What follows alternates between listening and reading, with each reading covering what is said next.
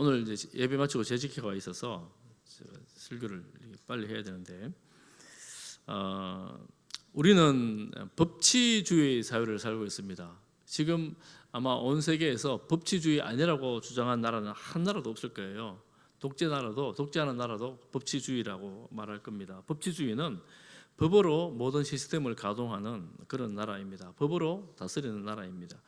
그 법이 가장 잘 적용되고 실현되어야 될 것이 있다면 법정일 것입니다. 법정이죠. 공정하고 정의로운 법 집행이 법정에서 이제 이루어져야 하지 않습니까? 과거에 유전 무죄, 무전 유죄라는 말이 한때 유행한 적이 있습니다. 뭐 법원을 조롱하는 말이죠. 법원을 조롱하는 말인데, 법치주의 국가에서는 사실 있으면 안 되는 일이기도 하지만 이 세상이 그런 것 같습니다. 오늘 이제 제가 이런 말씀으로 서론을 시작하는 것은 오늘 법정 두 곳을 살핍니다. 유대인의 최고 법정 사내들인 공회, 그리고 빌라도 앞에서의 이제 법 집행이 어떻게 진행되는 것을 우리가 한번 보려고 합니다. 예수님께서 이제 십자가로 가시기 전 마지막 과정이 되는데요. 예수님을 잡은 이들이 예수님을 결박하고 포박하여서 대제사장의 집으로 끌고 갑니다. 늦은 밤, 깜깜한 밤에 무리들과 함께 대제사장의 집으로 끌려갔습니다. 읽진 않았지만 오늘 54절 말씀에 보면 도망갔던 베드로가 저 멀리에서 멀찍이 예수님을 따라갑니다. 그리고 예수님은 저 대제사장이 있는 저 뜰 안까지 들어가고 베드로는 저 어두컴컴한 어두한 자리에서 여러 사람들과 함께 불을 쬐고 있습니다. 신앙생활을 하다 보면 이럴 때가 있어요. 예수님을 믿긴 믿어야겠고 안 믿으려니 예배당에 안 가려니 마음 한켠 불편해요. 믿긴 믿어야겠고 또 적극적으로 열심히 믿자니 약간 부담스럽고 뭔가 손해보는 것 같고 뭐 이런 때가 있지 않습니까? 베드로가 멀찍이 따라가는 그런 태도인 것 같습니다. 뭐 이렇게 생각할 수 있습니다. 뭐 그래도 주님 믿는다 하고 하나님 믿는다 하고 하나님 뭐 교회 나오고 뭐 교회 나오지 않더라도 나는 내 마음속에 믿음이 있으니까 괜찮은 거 아니냐 이렇게 항변할 수도 있습니다. 여러분 어떻습니까? 여러분은 적당히 멀찍이 따라가는 성도입니까? 아니면 열성적으로 적극적으로 따라가는 성도입니까? 여러분 스스로 마음에 한번 답해 보시기를 바랍니다. 제가 어떤 분 보니까 교회는 지금 안 나오고 있는데 하나님 누구보다 잘 믿고 있다고 말씀하시는 분들이 있더라고요. 참 그게 누구보다 잘 믿는 것이 맞는지 잘 모르겠습니다만 본인 스스로는 그렇게 위로를 하는 것 같습니다. 여러분 주님 앞에 나와서 예배드리면서 열심히 적극적으로 주님 따라 섬기는 우리 성도들 다 되기를 축복합니다. 그렇게 모여있는 자리에 대제사장의 집인데 장로들도 오고 바리새인들도 오고 서기관들도 오고 사람들이 다 몰렸는데 보니까 공회가 모였어요. 사내들인 공회는 이스라엘 유대에서 최고의 의결기관입니다. 이들이 이미 다 결정을 했어요. 예수님을 잡아왔는데 예수님은 사형의 벌을 내려야 된다고 결정을 하고 재판을 시작하는 겁니다. 유대법으로는 증인이 두 사람이 있어야 되거든요. 두 사람이 있어야 되니까 이 사람은 이렇게 말하고 저 사람은 저렇게 말하고 예수님이 사형에 해당되는 그런 이런저런 이야기를 하는데 말이 맞지 않는 거예요. 두 사람이 동일하게 맞다라고 맞춰가지고 이 사형에 넘길 만한 죄가 나오질 않는 거예요. 그래서 오늘 본문 말씀 제가 읽지는 않았지만 오늘 말씀에 보면 이렇게 말합니다. 성전을 예수님께서 헐어버린다 그랬다 이렇게 말하는 거예요. 유대인들에게 있어서 성전은 제일 중요한 목숨처럼 중요한 장소지요. 그러니까 이거는 당연히 사형에 해당하는 죄다라고 생각을 했는데 또 이것도 말이 맞지 않는 거예요. 맞지 않아요. 그때 답답하면서 참지를 못해서 대제사장이 직접 묻습니다. 대제사장이 뭐라고 묻느냐 보면 이렇게 묻습니다. 내가 찬송받을 이의 아들 그리스도냐? 찬송받을 이는 하나님을 말합니다. 이들은 하나님이라는 그 이름을 잘 부르지를 않습니다. 돌려서 말합니다. 그만큼 하나님에 대해서 의미 있는 분으로 생각을 한 거예요. 그만큼 이렇게 부릅니다. 예수님께서 겟세마네 기도 때에 하나님을 향하여 뭐라고 불렀습니까? 아빠, 아버지 이렇게 불렀잖아요. 예수님이 하나님 부르는 거랑 이들이 하나님 부르는 거랑 너무나 다르지요. 찬송 받을 이의 아들이 그리스도냐 이렇게 묻습니다. 예수님께서 대답하십니다. 62절, 우리 62절을 다 같이 한번 읽어보겠습니다. 중요한 구절인데요. 62절을 같이 한번 보겠습니다. 62절 보여주세요. 네, 같이 봅니다. 시작. 예수께서 이르시되 내가 그니라 인자가 권능자의 우편에 앉은 것과 하늘 구름을 타고 오는 것을 너희가 보리라. 인자는 예수님을 말하는데 권능자라는 이 말도 하나님이라는 말이에요. 구약을 인용한 말씀인데 이 하나님 우편에 앉을 거라는 거예요. 그리고 나중에 하늘 구름을 타고 오실 거라는 겁니다. 너희가 볼 것이라고 이렇게 예수님 말씀하십니다. 이런저런 증거를 증인들이 되는데 거짓말로도 이렇게 막 했는데 이게 사형에 해당하는 죄를 찾지 못하다가 대제사장이 말하는 옷을 찢으면서 말합니다. 무슨 증인이 더 필요한가? 여러분 다 들었지 않습니까? 신성모독이다. 이 젊은 청년 예수가 하나님의 아들 그리스도라고 말하니 하나님이라고 말하니 신성모독이다 이렇게 말합니다. 여러분 어떻게 생각하십니까? 이렇게 말하니까 전부 다들 말합니다. 사형입니다. 64절에 그렇게 정죄합니다. 그래서 예수님은 이 저녁에 한결같이 죽일 만한 증거를 찾지 못하다가 거짓말 증인들도 세웠는데 찾지 못하다가 마지막에 사형이라고 정죄를 합니다. 그러니까 사람들이 침을 뱉고 얼굴을 가리고 주먹으로 치면서 누가 너를 쳤느냐 한번 맞춰봐라. 하나님의 아들이라면서 선지자라면서 한번 맞춰봐라 이러면서 예수님을 희롱하고 예수님을 조롱합니다.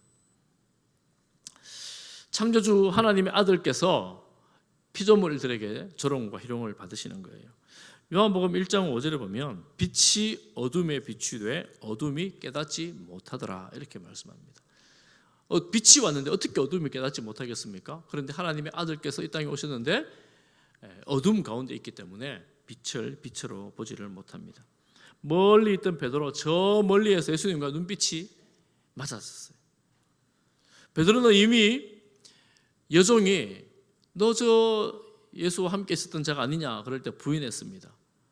또 그런 자가 아니냐라고 또 부인했습니다. 세 번째 너 예수님과 함께 있었지 않냐라고 이렇게 말할 때에 베드로는 맹세하며 저주하며 부인합니다. 그때 닭이 울었어요. 베드로는 예수님의 말씀이 생각나서 통곡을 하며 회개를 하게 되죠. 이 유대인들 권력자들 앞에서 종교인들 앞에서 자신이 하나님의 아들이라고 강하게 긍정하는 예수님과 부정하는 베드로가 너무나 대비되어 나타납니다. 그리고 그 밤에 이들은 예수님에게 사형이라는 정죄를 하고 난 다음에는 선고를 한 거예요. 사형이다. 그러고 난 다음에는 그들이 사형을 이제 행할 권한이 없으니 사형을 행할 권한이 있는 그 당시 로마 총독 빌라도를 찾아갑니다. 빌라도에게는 예수님에게 빌라도가 직접 신문을 합니다. 아마 그들이 그렇게 고발한 것 같아요. 유대인의 왕이라고 그렇게 말했습니다. 묻습니다. 네가 유대인의 왕이냐? 유대인의 왕이냐? 이전에 보니까 내 말이 옳도다. 예수님께서 이 수많은 증인들의 증거, 거짓 증언들의 말씀 한마디도 안 하다가 유대인들 앞에서도 그랬지요. 네가 그냐라고 물을 때 맞다 그렇게 말씀하시고 또 이 앞에서도 예수님 한 말씀하십니다. 내 말이 옳도다.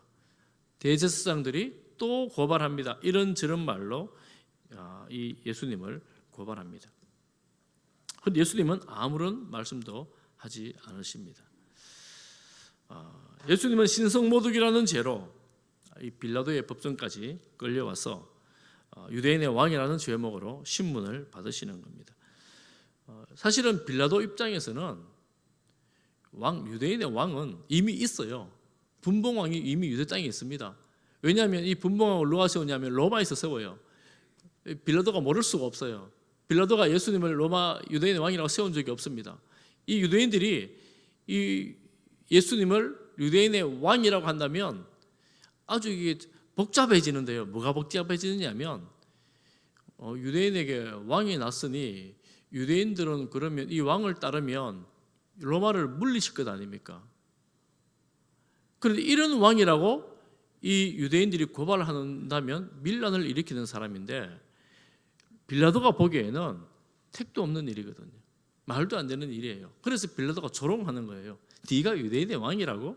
네가 왕이냐? 이렇게 조롱을 하는 거예요.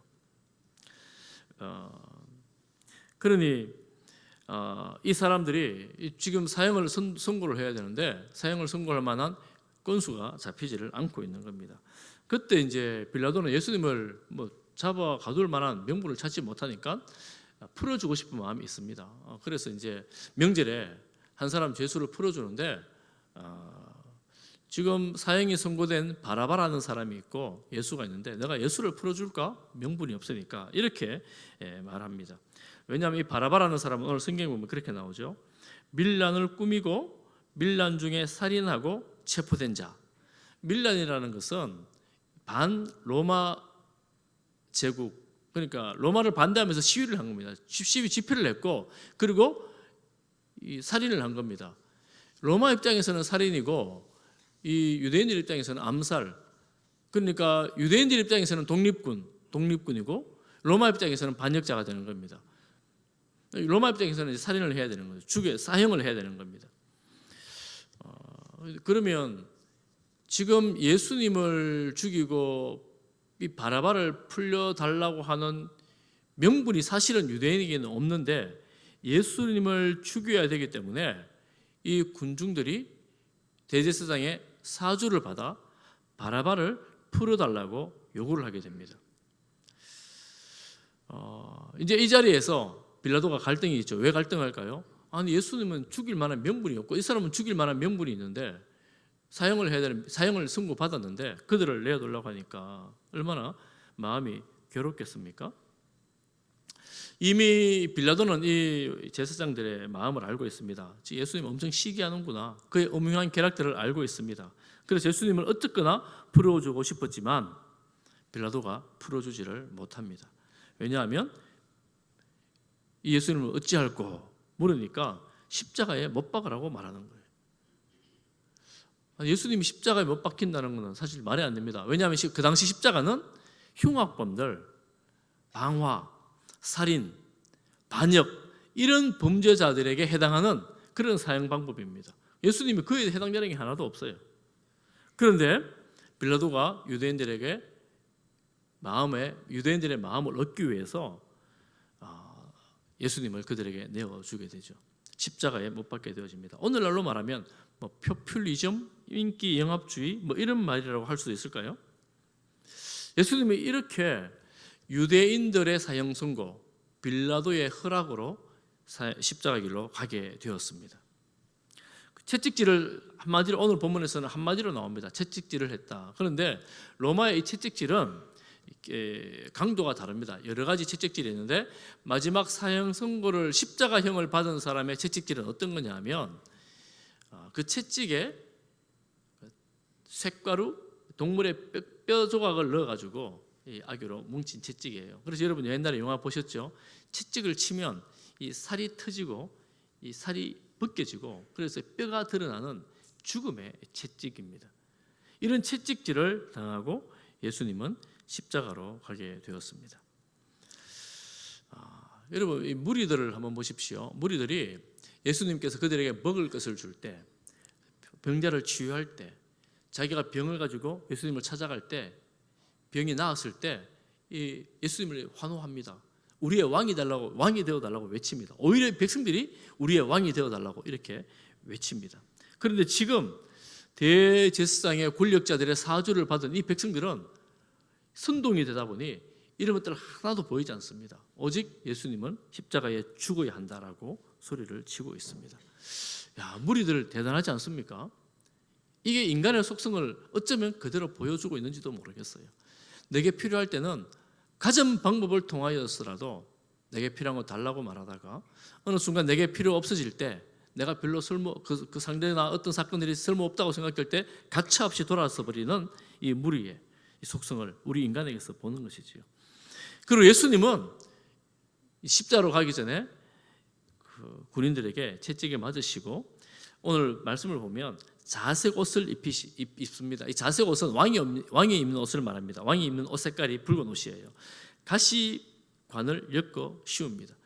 관은 면류관, 왕의 면류관을 대신하는 가시 면류관입니다. 가시관을 씌우고 이 군인들이 희롱을 합니다. 유대인의 왕이여 평안하소서 희롱을 하는 거, 조롱을 하는 거예요. 갈대, 왕의 홀이 아니라 갈대로 머리를 치면서 침을 뱉으면서 왕이여 평안하소서 조롱을 하는 겁니다. 그리고 그 조롱을 당한 후에는 십자가로 가게 되었습니다.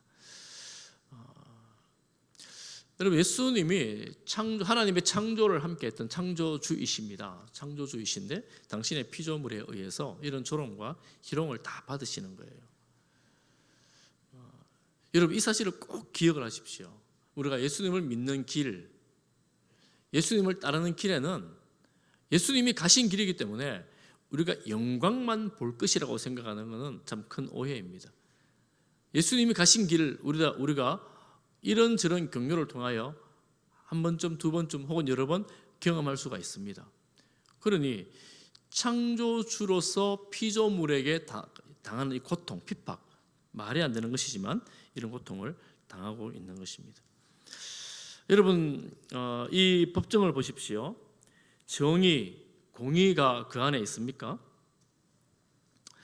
유대인들은 사실은 이 거짓말에 대해서는 아주 엄격하게 말합니다. 십계명에도 나옵니다. 출애굽기 20장 16절에 보면 내 이웃에 대하여 거짓 증거하지 말라.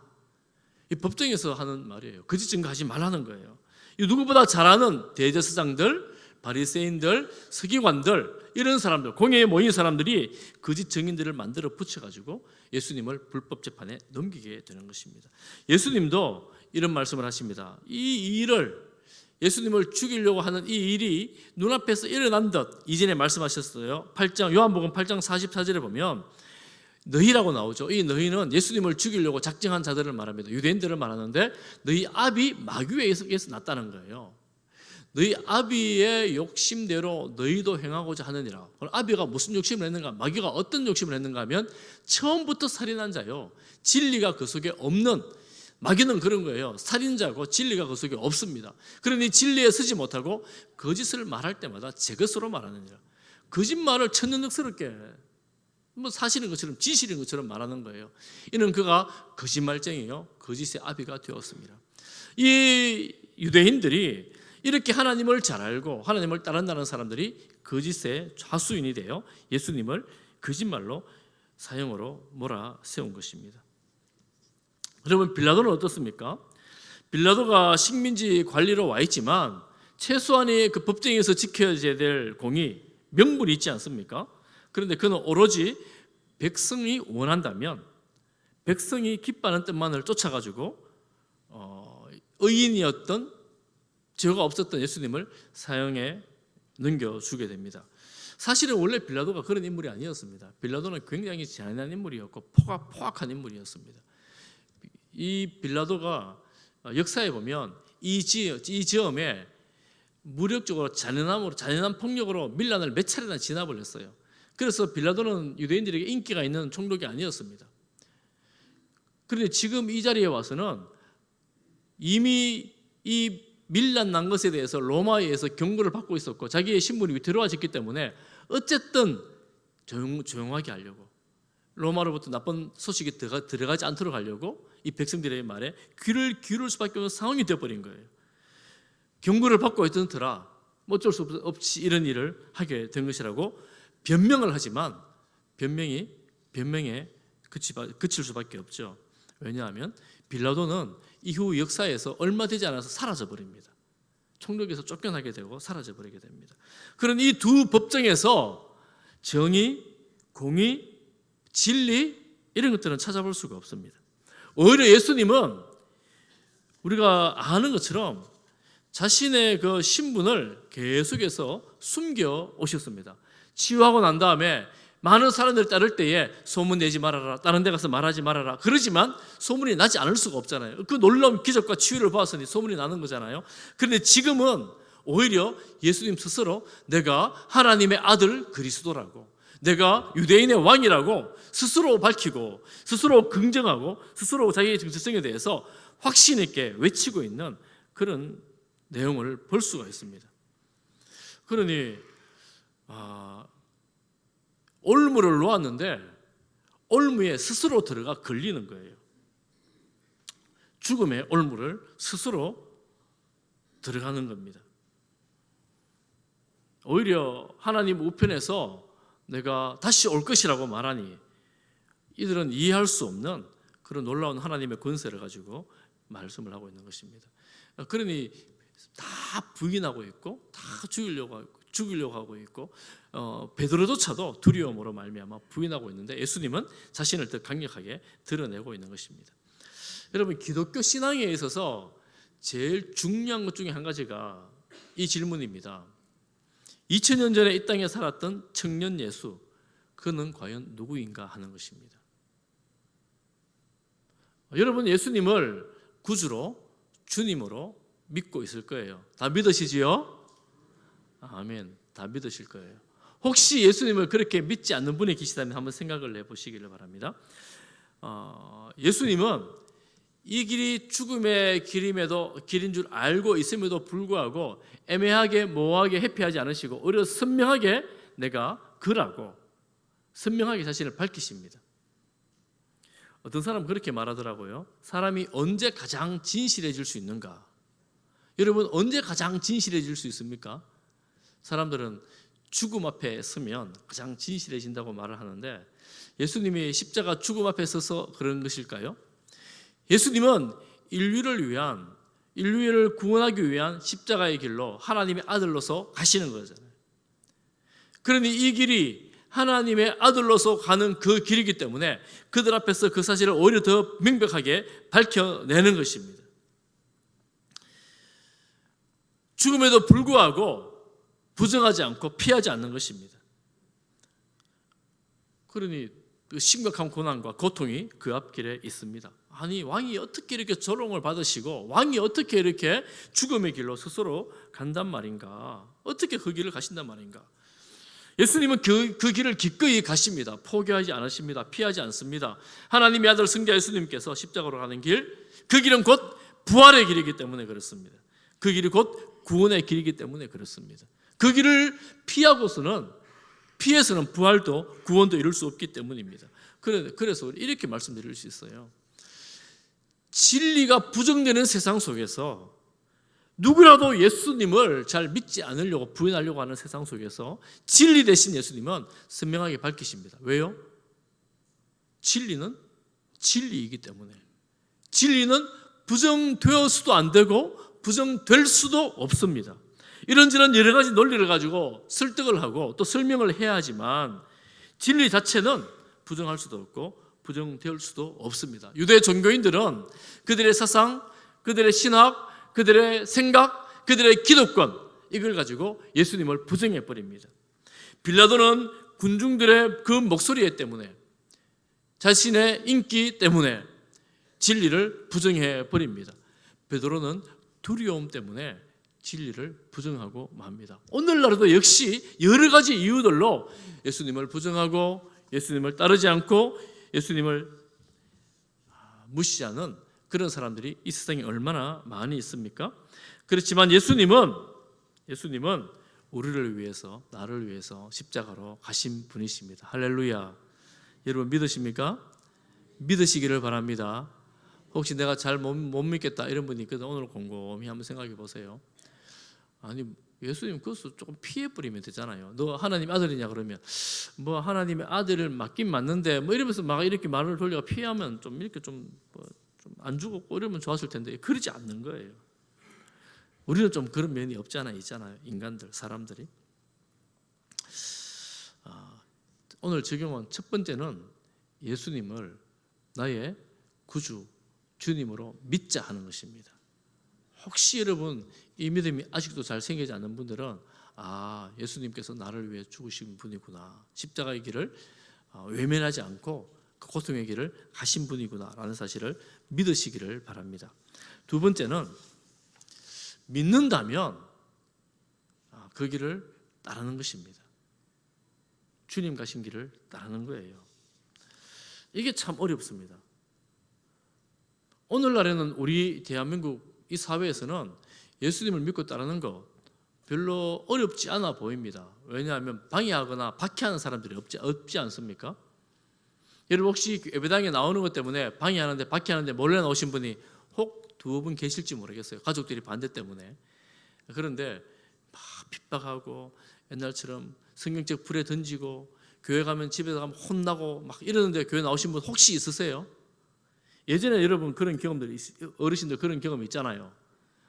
부모님한테 혼나면서 교회 나오신 분들도 계시잖아요. 근데 지금은 그런 분들 많이 없잖아요. 그럼 예수님 믿는다고 예수님처럼 핍박을 받든지 박해를 받든지 내가 손해를 보든지 이런 것들이 과거처럼 그렇게 많지 않는 그런 시대가 되었다는 거예요. 여러분 그런 시대잖아요. 그런데도 이상하게도 우리가 주님을 믿고 주님을 따른다라고 말할 때 뭔가 손해보는 듯한 느낌을 받는 분들이 있는 것 같아요. 제가 지난주에 서울에서 목회자 모임이 있어서 제가 좀 다녀왔는데 그 목사님 한 분이 큰 교회를 섬기는 목사님 한 분이 부교육자가 사임을 한다고 하면서 왔어요. 사임을 했대요. 그 사임을 하려고 하는 이유를 물어보니까 이렇게 말하는 거예요. 저는 불가지론자입니다. 불가지론자가 무슨 말이냐면 무신론하고도 다른 거예요. 불가지론자는 알 수 없다라고 생각하는 사람들이에요. 알 수 없다. 하나님이 계신지 안 계신지, 예수님이 죽었다가 부활했는지 안 했는지, 하나님의 말씀이 진리인지 아닌지 알 수 없다. 이렇게 생각하는 사람들을 불가지론자라고 합니다. 그 부목사님이 목사로 안수를 받았어요. 신학을 공부했어요. 오랫동안 사역을 했어요. 그런데 아무리 생각해봐도 자기는 믿을 수 없다라는 거예요. 믿을 수 없다라는 거예요. 그 담임 목사님 충격을 받았죠. 아니 어떻게 이렇게 함께 사역을 했던 동역자 중에서 내가 뭐 잘못했나? 목사님 그랬어요. 내가 뭘 잘못했나?